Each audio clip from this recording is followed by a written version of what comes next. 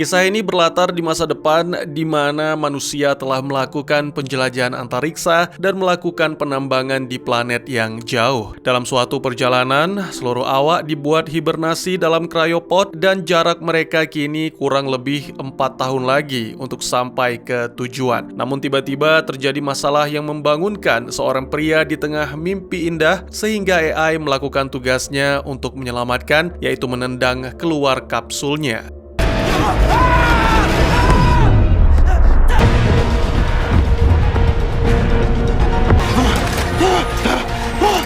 Merci de rester.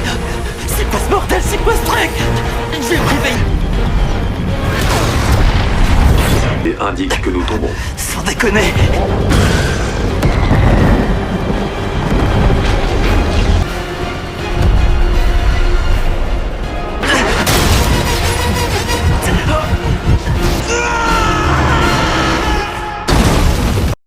Ya, apa yang sebenarnya terjadi?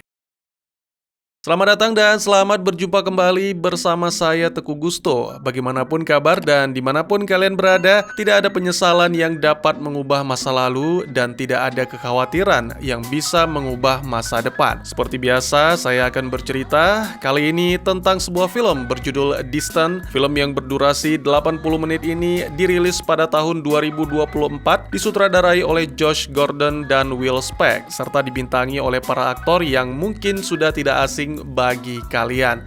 Baik, kalau begitu jangan kelamaan, segera kopi disiapkan dan mari cerita kita lanjutkan.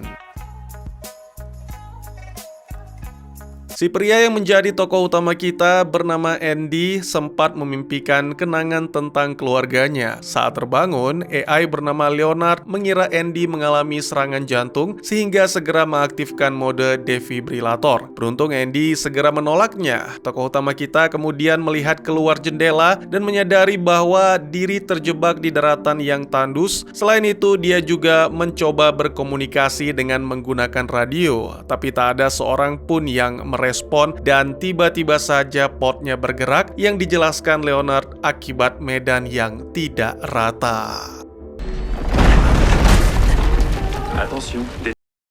Sialnya lagi, pintu pot macet sehingga tidak bisa dibuka. Andy kemudian memeriksa peralatan bertahan hidup dan mengetahui bahwa dia bahkan tidak memiliki pistol suar karena status kelas pekerjanya sangatlah rendah. Karena menendang pintu juga tidak berhasil, jadi Andy mencoba memukul dengan pemadam api. Dan voila!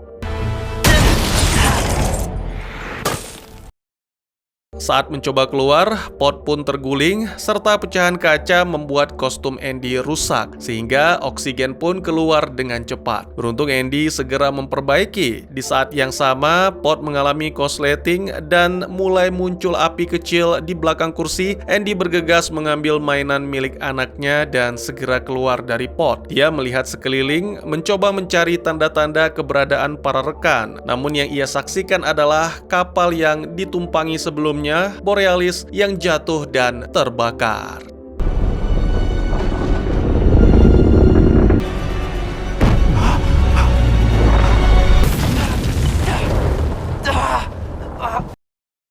Saat bangkit, Leonard menjelaskan bahwa Borealis hanya berhasil mencapai setengah dari perjalanan dan kini Andy berada di planet misterius yang tidak diketahui dan belum dipetakan. Terlihat cahaya di kejauhan, jadi Andy mulai berjalan menuju ke sana sambil terus menghubungi rekan-rekan lain lewat radio. Beberapa waktu kemudian, Andy menemukan sebagian Borealis yang terbakar dan sebuah kapsul yang tak jauh dari sana. Tokoh utama kita memeriksanya untuk mendapatkan tabung oksigen, namun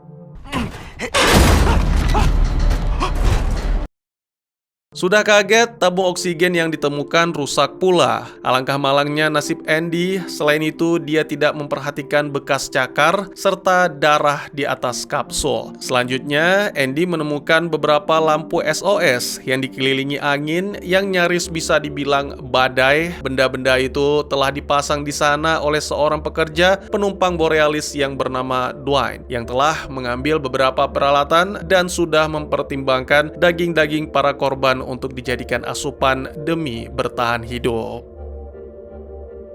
Pria itu berhasil menemukan catatan navigasi sebelum kecelakaan dan mengetahui bahwa perusahaan mengambil jalan pintas melalui sabuk asteroid untuk menghemat bahan bakar. Itu sebabnya mereka kini berada di planet antah berantah. Dwayne juga mencoba menggunakan peralatan untuk mengirim pesan SOS ke bumi yang mana menurut perhitungan akan memakan waktu 8 bulan untuk sampai. Dan jika perusahaan mengirimkan tim penyelamat, maka pastinya akan menggunakan kapal yang lebih canggih sehingga hanya butuh waktu singkat untuk menjemput mereka, kurang lebih setengah tahun. Mendengar hal ini, Andy merasa tak punya harapan, tapi Dwayne dengan santai menjelaskan bahwa mungkin mereka akan menemukan cara untuk bertahan di separuh Borealis lainnya. Ketika Andy berpaling, tiba-tiba saja Dwayne menghilang. Je vais devoir me brancher à ta combi pour me recharger en l'air. Kini Andy sendirian dan tak punya pilihan selain melanjutkan upaya sebelumnya, yaitu mengirim pesan ke bumi. Kemudian Andy mengambil pistol Dwayne dan memulai perjalanan menuju ke Borealis sambil terus menggunakan alat komunikasi berharap seseorang merespon. Beberapa waktu kemudian, akhirnya Andy mencapai tebing di mana Leonard mengaku bahwa sistemnya tidak berfungsi dengan baik sehingga memberikan jalur yang agak ekstrim. Sambil mengenang keluarga, Andy yang frustasi berteriak sekeras-kerasnya sampai akhirnya dia menerima panggilan dari penyintas lain, tapi sinyal sedikit mengalami gangguan. Merde! Il y a quelqu'un? Est-ce que quelqu'un m'entend? Il y a quelqu'un? Diketahui bahwa wanita yang meminta tolong bernama Naomi dan kini kondisinya terjebak di dalam kapsul. Setelah melacak lokasi para kru, sistem melaporkan bahwa hanya Naomi, Andy, dan Dwayne yang masih bertahan. Naomi kemudian mengirimkan lokasinya kepada Andy, namun Leonard memperingatkan area Naomi sangat tidak stabil dan Andy kemungkinan tidak memiliki cukup oksigen untuk mencapainya. Tentu saja, peringatan ini membuat Andy ragu mengambil resiko, tapi Naomi memohon dan meyakinkan dengan mengakui bahwa dirinya memiliki cukup oksigen untuk mereka berdua. Jadi Andy pun berubah pikiran dan selama beberapa jam kemudian, tokoh utama kita melakukan perjalanan sembari berbincang dengan Naomi melalui radio. Tiba-tiba saja, di tengah perbincangan dan candaan, Andy mendengar sesuatu sehingga meminta Leonard untuk memindai area. Sayangnya fitur tersebut tidak dimiliki AI kelas bawah seperti Leonard. Hal ini diperkuat oleh penjelasan Naomi yang mengatakan Leonard sudah terlalu tua dan seharusnya sudah tidak diproduksi lagi. Serta ini sekaligus mengungkap tentang penghematan yang alangkah lebih baiknya tidak dilakukan oleh perusahaan karena keselamatan pekerja tentu lebih penting. Suasana semakin gelap, maka Andy harus lebih waspada dan berhati-hati saat berjalan karena lampu pada kostumnya tidak begitu terang. Lagi-lagi Andy terdiam saat mengira melihat sesuatu, tetapi mungkin saja itu hanya halusinasi akibat oksigen menipis. Beberapa saat kemudian, tokoh utama kita melihat batu-batu yang berjatuhan di dekat kaki dan menjadi semakin cemas karena suara kini semakin terdengar jelas, tapi sama sekali tidak melihat apapun yang mencurigakan. Di saat yang sama, Andy menemukan lubang-lubang dan salah satunya cukup besar serta semacam jaring yang membuatnya menyadari bahwa ada makhluk hidup yang menghuni planet tersebut. Rasa panik mulai menyelimuti sehingga Andy berjalan secepat mungkin dan semakin jauh ia melangkah, semakin banyak jaring laba-laba yang ditemukan di area tersebut. Beberapa saat kemudian, suara-suara kembali terdengar semakin jelas seperti geraman. Andy pun segera bersembunyi lalu mematikan lampu pada helm dan di saat yang sama Naomi melaporkan bahwa sistemnya mendeteksi ada sesuatu yang berada tepat di hadapan Andy, tapi Andy sendiri tak melihat apapun sampai akhirnya sebuah suar ditembakkan.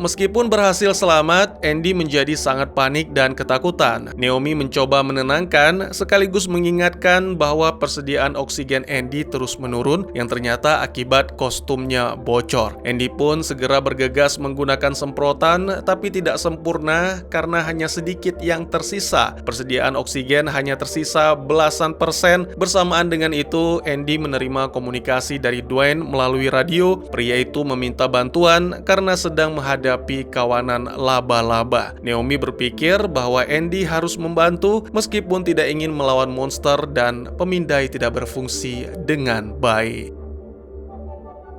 Dengan harapan Dwayne memiliki persediaan oksigen, tokoh utama kita pun mulai berjalan menuju ke arah cahaya suar, berlari di antara pot yang sebelumnya mendarat darurat. Dwayne sebenarnya hendak menjelaskan kelemahan monster atau selanjutnya untuk mempermudah, saya sebut laba-laba alien, tapi makhluk itu malah melompat, jadi tak ada pilihan bagi Andy selain bersembunyi dan terpaksa mendengar bagaimana Dwayne tewas dimangsa. Andy kemudian mencoba mencari cara untuk melarikan diri hanya untuk ditemukan oleh laba-laba kedua yang sedang melahap mayat. Beruntung Naomi melakukan pengalihan dengan menghubungi setiap pot yang ada di sana.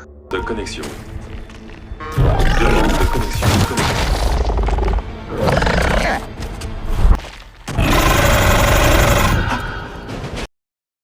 Kawanan laba-laba itu marah seolah mengerti bahwa mereka telah diperdaya, sehingga mengejar Andy sampai memasuki wilayah berkabut. Entah mengapa kawanan itu pergi, tapi sudahlah, yang penting Andy kini telah aman. Dia segera melaporkan kondisi dan Naomi diminta untuk mencari tempat yang aman, tapi ya seperti yang kita tahu, wanita itu masih terjebak di potnya. Kini mereka sama-sama panik, tapi untungnya Andy segera menemukan solusi, yaitu menyanyikan sebuah lagu yang dulu sering ia nyanyikan bersama putranya. Suasana kini menjadi adem kembali, ditambah dengan kemunculan serangga bercahaya seperti kunang-kunang yang unik dan indah. Namun saat serangga-serangga itu mendekat, barulah Andy menyadari bahwa kawanan itu cukup berbahaya. Jadi mau tidak mau, Andy harus berlari kembali sampai dengan mendengar suara geraman dan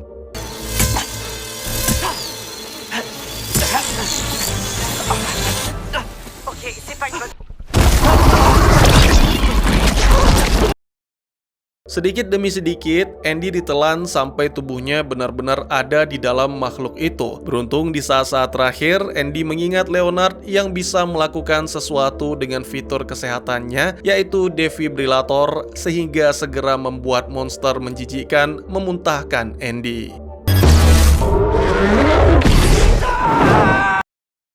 Setelah kondisi aman, Leonard melaporkan tentang persediaan oksigen di dalam tabung yang hanya cukup untuk mencapai Borealis dan tidak untuk mencapai lokasi Naomi. Namun Andy menolak untuk menyerah dan terus berlari sekuat mungkin ke Naomi. Tak lama kemudian, tokoh utama kita tiba di lokasi kecelakaan dengan beberapa titik di mana api masih menyala. Kini Andy sudah mulai kesulitan bernafas, tapi tetap bertekad sampai akhirnya menemukan kapsul Naomi.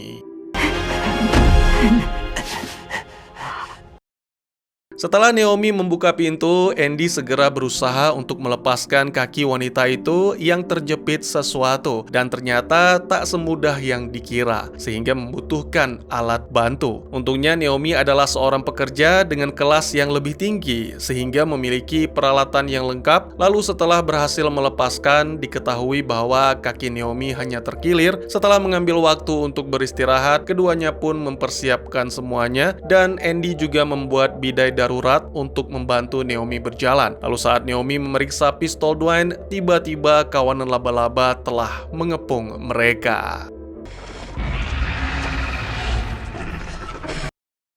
Karena tak mampu melawan, tentu saja berlari adalah satu-satunya solusi. Dengan sebelumnya, Naomi disuntikan painkiller oleh AI-nya yang lebih canggih. Tak lama kemudian, keduanya berhasil mencapai Borealis yang sepertinya tidak sehancur yang dikira. Keduanya terus berlari sambil menggunakan pistol suar untuk mengalihkan, dan kemudian mereka segera masuk ke dalam Borealis lalu menutup pintunya.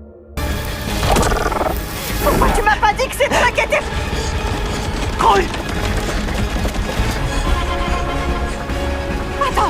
Henrietta! Meskipun laba-laba lain masih berusaha mendobrak, tapi untuk sementara pintu itu bisa menahannya. Andy dan Naomi kemudian menemukan banyak kerusakan di dalam kapal, tapi lampu-lampu masih menyala, yang berarti generator cadangan masih berfungsi dan kemungkinan besar oksigen juga masih tersedia. Selain itu, mereka juga melihat persediaan di ruang kargo yang seharusnya cukup untuk bertahan selama 10 tahun. Namun yang menjadi masalah adalah jejak darah, yang mana ketika diikuti ternyata yang ada di dalam kapal tidak hanya Andy dan Naomi. Baru saja merasa lega, baru saja memulai untuk mengatur rencana. Tiba-tiba saja, laba-laba yang lebih besar muncul dan segera mengetahui keberadaan Andy dan Naomi.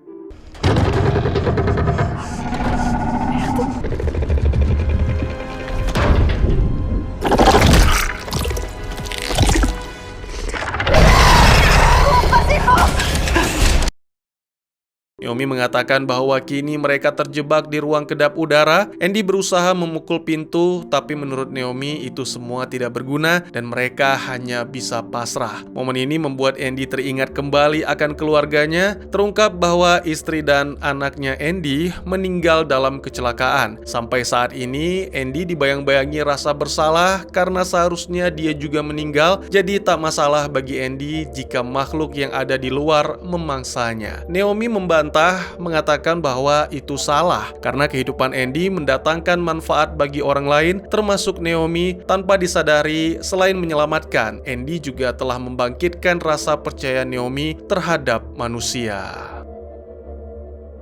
Saat keduanya larut dalam momen-momen haru, tiba-tiba saja Naomi menemukan sesuatu yang bercahaya menempel pada tas Andy, yang ternyata semacam sarang atau kepompong kunang-kunang. Jadi ketika pintu telah ditembus, Andy meminta Naomi untuk melempar kepompong itu ke arah laba-laba.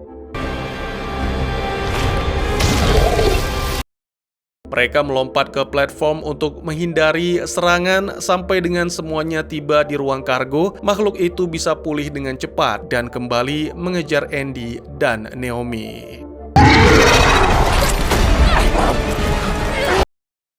Naomi bangkit dan dengan segera berlari meminta Andy mencari cara untuk menyingkirkan makhluk ini. Andy kemudian memadamkan lampu, memberikan Naomi kesempatan untuk mencapai kotak dan bersembunyi. Di dalam kotak itu, Naomi menemukan beberapa lampu darurat. Ketika Andy menyiapkan pot, Leonard mengatakan bahwa itu tidak bisa dilakukan tanpa daya listrik, jadi satu-satunya cara adalah melakukannya secara manual dari dalam pot yang pastinya sangat beresiko. Andy memahami dan tetap bertekad dengan rencananya. Sementara Naomi keluar dari tempat persembunyian dengan membawa lampu di tubuhnya untuk menarik perhatian.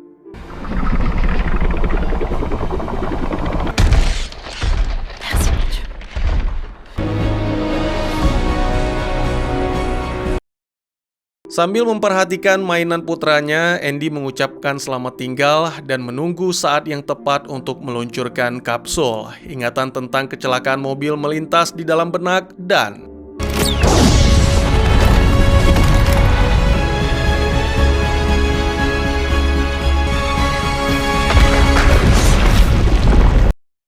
Naomi segera menghampiri dan sempat menangis karena mengira Andy sudah tak terselamatkan lagi. Tapi tak lama kemudian tokoh utama kita terbangun dan hanya mengalami sedikit cedera.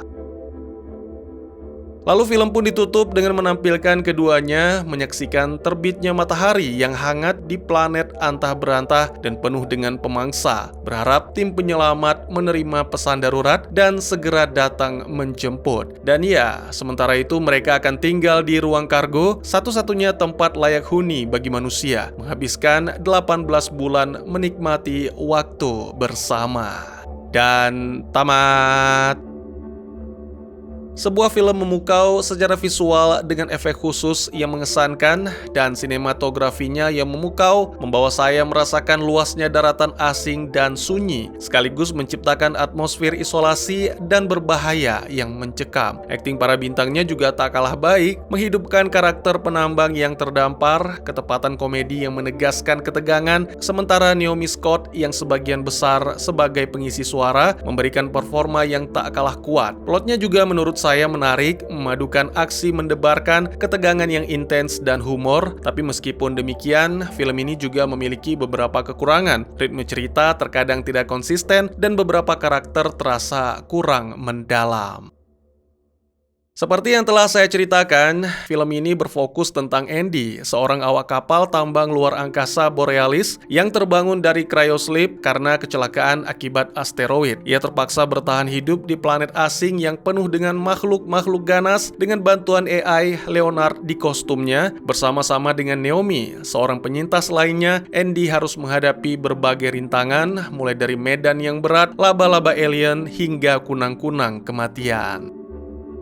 Meski kehilangan banyak rekan dan menghadapi situasi yang mengancam nyawa, Andy tidak pernah menyerah. Ia terus berjuang untuk bertahan hidup, didorong oleh rasa bersalah kematian keluarganya dan membantu Naomi. Akhirnya, dengan keberanian dan sedikit keberuntungan, Andy dan Naomi berhasil mengalahkan monster laba-laba dan menemukan tempat berlindung yang aman di reruntuhan Borealis untuk menunggu datangnya bantuan.